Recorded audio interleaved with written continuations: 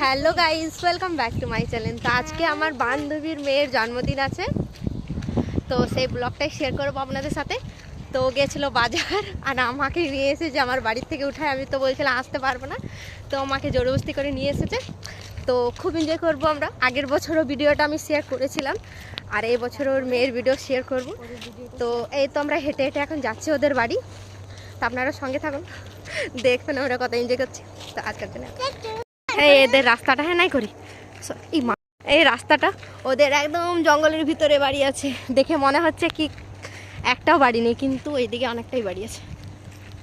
চলো হেঁটে হেঁটে যাওয়া যাক। বাবু, আমার ছেলেকেও নিয়ে যাচ্ছি, আর মিষ্টি, তারপর কাকিমায়ের দুটো মেয়ে সব চলে গেছে ওর আগে। ওদের বাড়িতে পৌঁছে তারপরে দেখা।